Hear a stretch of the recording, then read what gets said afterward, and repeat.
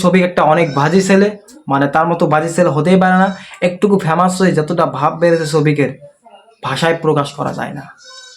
That's explore by সাহেব, মানে একটা চামচা যে নাকি ওকে গালাগালি করতেছে, ওকে গালাগালি করতেছে।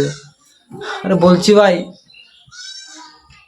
রোস্টের যোগ্য হসনি তুই, এক্সপ্লোর বাই সাহেব। তোকে সামনে বলবে কানের তলে থোবড়াই দিব, পৌঁছি রে বালে থার্ড পাঁচ।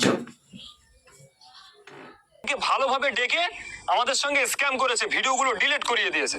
আমি বলবো বেশ করেছে।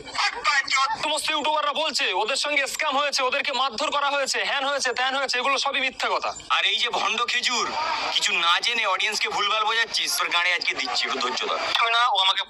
সো হে গাইস, কেমন আছো তোমরা? আশা করছি ভালো আছো। বাট আজকে আমি কথা বলছি কি নিয়ে, ইন্ট্রো দেখে হয়তো বুঝতে পেরেছো। শফিক অ্যান্ড এক্সপ্লোর বাই সাহেব অ্যান্ড অর্জুন।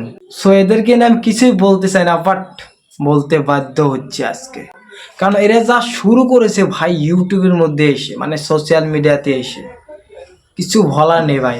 এ একে গালাগালি করছে, এ ওকে গালাগালি করছে, মানে এরকমভাবে চলছে তাদের ভিউস। মানে ভিউস ইনকাম করার জন্য, মানে পয়সা ইনকাম করার জন্য কতটা রাস্তা ভাই, ট্যালেন্ট। তো চলো, শফিকরে কেন বের করে দিয়েছে পল্লীগ্রাম টিভি থেকে? নাম্বার ওয়ান, শফিকরে কেন বের করে দিয়েছে?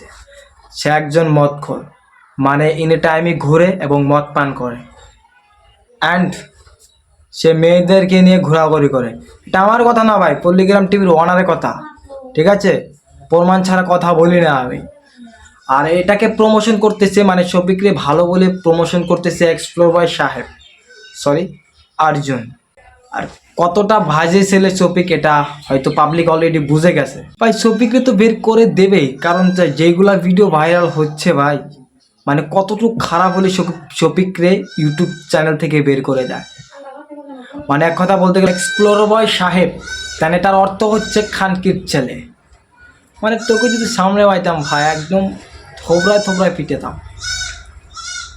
শোরের বাচ্চা, মানে উল্টা পাল্টা কথা বললে তুই, মানে ভিউজটা তো কাউন্ট হয়।